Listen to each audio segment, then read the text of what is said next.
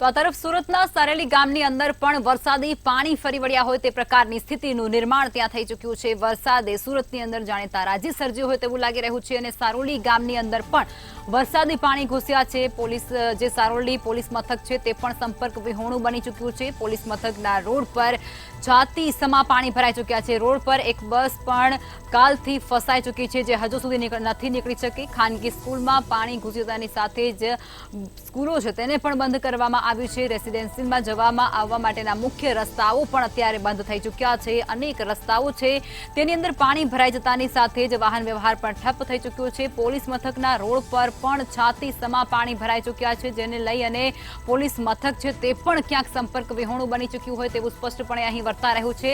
સુરતના સારોલી ગામના આ દ્રશ્ય અત્યારે સામે આવી રહ્યા છે જે માર્ગો છે તેના પર પાણી ભરાઈ ચૂક્યા છે।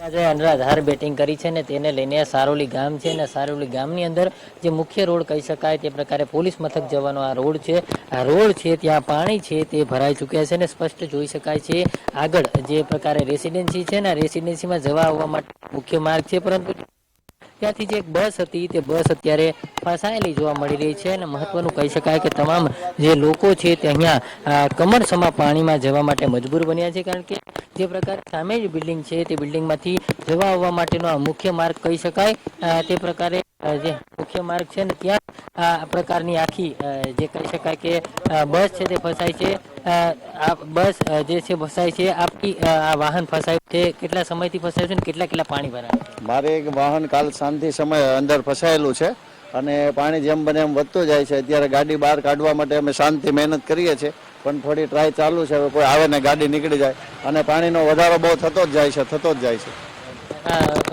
કઈ રીતે ત્યાં વાહનમાં પેસેન્જર ભર્યા જે પેસેન્જર ભરેલા હતા એ લોકોને આમાં નાઇટમાં સ્ટે છે તો એ લોકો ત્યાં ઉતારવા લઈ ગયા અને રાતે પછી પાણી ફૂલ આવી ગયું। આવવા જવા માટે મુખ્ય માર્ગ આવવા જવા માટેનો મુખ્ય માર્ગ જ છે।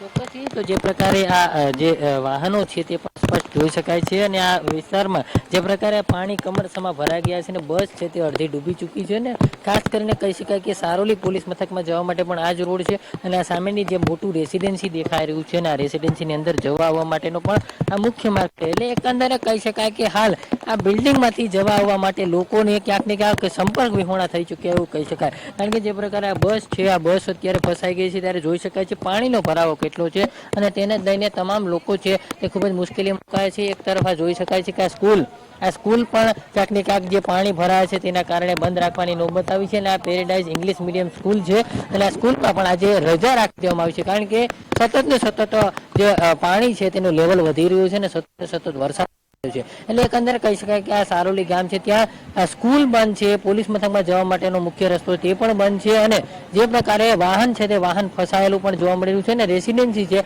તે રેસિડેન્સીમાં પણ જવા માટે મુખ્ય માર્ગ છે। એટલે એકંદરે કહી શકાય કે આ સારોલી ગામની અંદર જે પ્રકારે વરસાદ પડ્યો છે ને વરસાદને લઈને ખૂબ જ જે કહી શકાય કે પાણી છે તે ભરાયા છે। હાલ પાણીના નિકાલ માટે કોઈ વ્યવસ્થા અત્યારે જોવા નથી મળતી પરંતુ વરસાદ રોકાઈ જાય અને ત્યારબાદ પાણી ઓસરે તો તેવું તમામ લોકો ઈચ્છી રહ્યા છે। કેમેરામેન કેસી વગાસી સાથે દિવેશ પરમાર, મંતવ્ય ન્યૂઝ, સુરત।